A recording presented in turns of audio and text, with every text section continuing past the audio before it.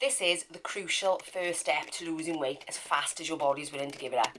Please do not skip this step or you really may regret it later. Well, we're at the beginning of a new year. I mean, January always embodies new beginnings, fresh starts. And you know, I'm pretty much like everybody else. I really want to kick things into gear, but I have learned from experience that actually jumping back in feet first in January has not always worked out the best. I have stepped back on the scale, so for those of you following my personal journey, I have put on 3.5 pounds over Christmas, which to be honest with you, considering it was about 4 weeks off at that point, I'm really quite pleased with. And I think it's testimony to the diet cycling that I do, but there'll be more of that in week 4. So the aim of this first step is to hit reset. Have a slow, intentional, considered look at where you are. So if you want to learn week by week how I've lost my £70, now I'm going to lose the remaining £30, then you may want to hit the subscribe button and the notification bell so that you're notified of any new uploads.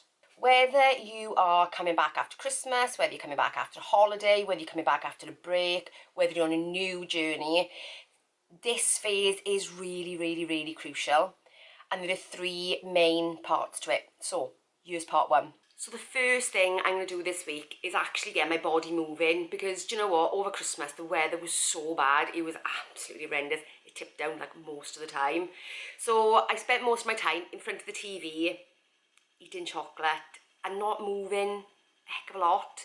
So really, the first thing this week is to get my body moving again, because you know what, there's no, everybody else is back in work, so I've got no reason to kind of hang around and sit for the TV. So that is the first thing really, is to actually get myself moving. So my intention this year really is not around exercise as such, but it is around sort of gentle, slow movement, because one thing I've learned over the last while is that actually you don't need to make any grand gestures with movement in order to lose weight. In fact, you don't have to make any at all, but I know that I feel better when I've moved a bit, and actually that gives me a little bit of motivation for all the rest. Walking is going to be my main activity, I would say. I'm really aiming to do 8,000 steps a day. I'd love to get higher than that, but 8,000 would be great, because I know that when I walk 8,000 steps a day, it brings me so much more mental clarity, it improves my sleep, and it actually reduces my waistline as well.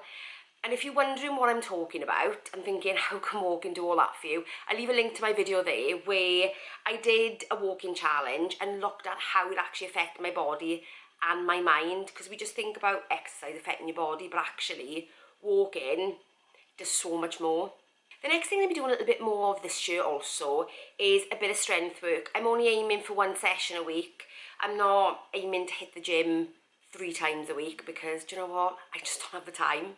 I'm trying some at-home workouts from Mr. and Mrs. Muscle before I think of actually joining the gym, because let's face it, the gym is probably pretty rammed right now, because it's January. It's always rammed in January, and I can't be doing crowds.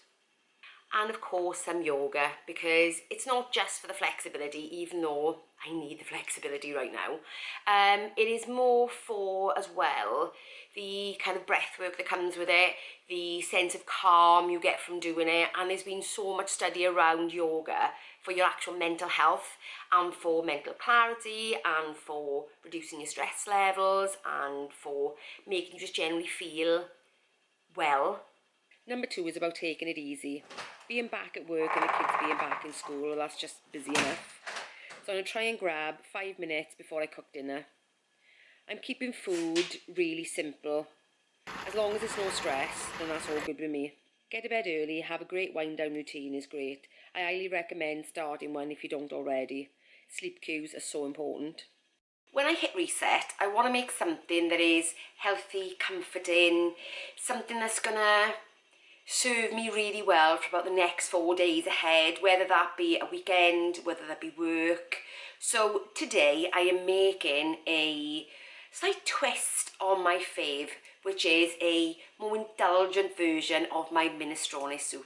This is a smoked bacon and bean minestrone soup with a slight hint of creme fraiche, just to give it that little bit of rich indulgence that you need, especially on these cold winter days. This soup is packed full of veg, great protein, some beans and just a hint of smokiness from the bacon. For this recipe you will need 140 grams of diced carrot, 140 grams of diced raw onion, 150 grams of Savoy cabbage, 150 grams of leeks, a tablespoon of olive oil, 2 stock cubes, 490 grams of potatoes, a can of cannellini beans, a can of haricot beans, a can of chopped tomatoes, 2 rashers of smoked back bacon, but you can use medallions if you wish, and 2 tablespoons of creme fraiche. So I'm starting with approximately a 4 litre pan, and to that I'm going to add a tablespoon of olive oil. Into this pan I'm going to add the onions, garlic, carrots and smoky bacon, and I'm going to fry them all off until they become soft and translucent. Next I'm going to add the leeks, and I'm going to fry those off again for just a couple of minutes until they start to soften, and then I'm going to add in the potatoes, peas, stock and approximately 3 to 4 pints of cold water. I'm going to bring this back up to the boil and then allow it to simmer until the veg is tender. For me, I would probably leave it on for a good 30 minutes and check at that point. Now that the veg is all tender, I'm going to add in the creme fraiche. This is not a lot of creme fraiche, but it is just enough to give the soup that little hint of creaminess.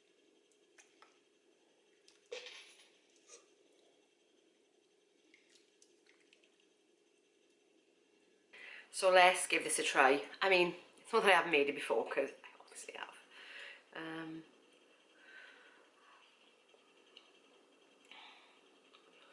That tastes so good. Just a little tip, when you put the creme fraiche in first, because it's so hot, it does, not split, but it does kind of split slightly, but then when you give it a bit of a stir, it's absolutely fine. So don't be put off. If you do and you think you've done something wrong, you haven't. It's just the way the soup is, but it gives it such a nice, creamy texture. Oh, it's so good, so good.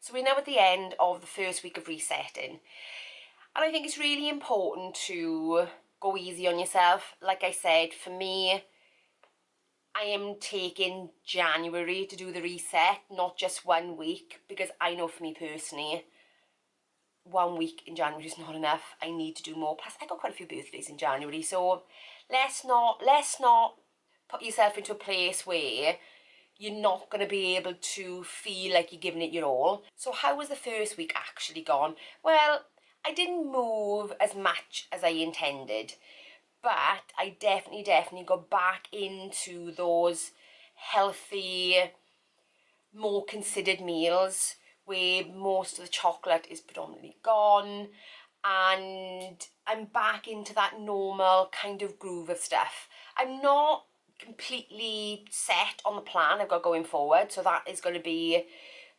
next week's task really, because let's face it, little step at a time.